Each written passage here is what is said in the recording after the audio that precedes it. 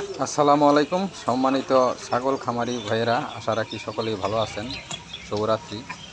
তো আজকে ভিডিওটা মূলত বানানোর উদ্দেশ্য হয়েছে আমার এই ছোট্ট খামারে এক বছরে কিভাবে কয়টা ছাগল মারা গিয়েছে সেই বিষয়টা আপনাদের সামনে তুলে ধরার জন্য। তো আমার এক বছরে অকালে গর্ভপাত হয়ে 7টা বাচ্চা মারা গেছে।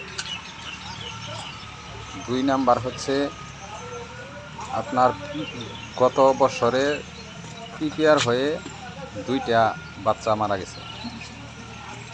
তো মোট 8টা, আর দুইটি ছাগল আমার বাচ্চা সিস্টেমের একটি ছোটো সাইজের শিয়ালে খেয়ে ফেলেছে।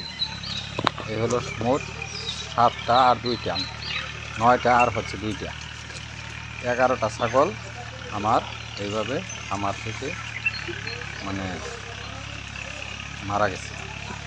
তো 11টা ছাগল যদি থাকতো, আমি যদি আবার 7,000 টাকা করে বেচতাম, তাহলেও কিন্তু বেশ মোটা অঙ্কের একটা টাকা পেয়ে যেতাম।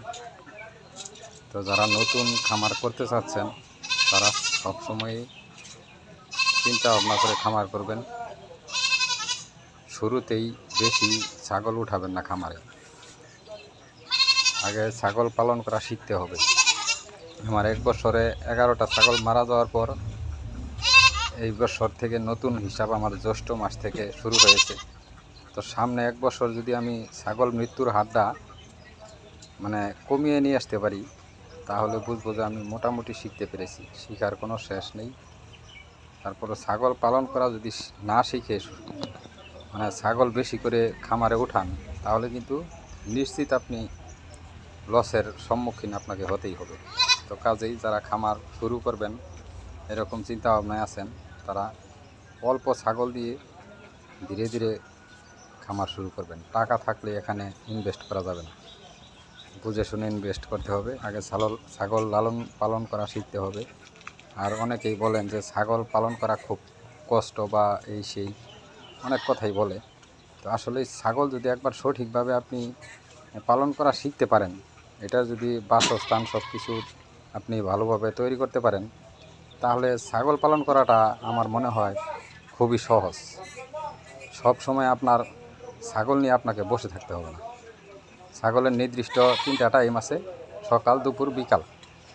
এই 3টা টাইমে ওদের টাইম টু টাইম খাবার দিবেন। ছাগল ওখানে শুয়ে থাকবে, ঘুরবে, কোনো সমস্যা নেই। তো এই হলো অবস্থা। তো সকলে আমার জন্য দোয়া করবেন। সকলের জন্য দোয়া রইল, শুভকামনা রইল। তো আজকের মতো এখানেই বিদায় নিচ্ছি। সকলেই ভালো থাকবেন। খোদা হাফেজ।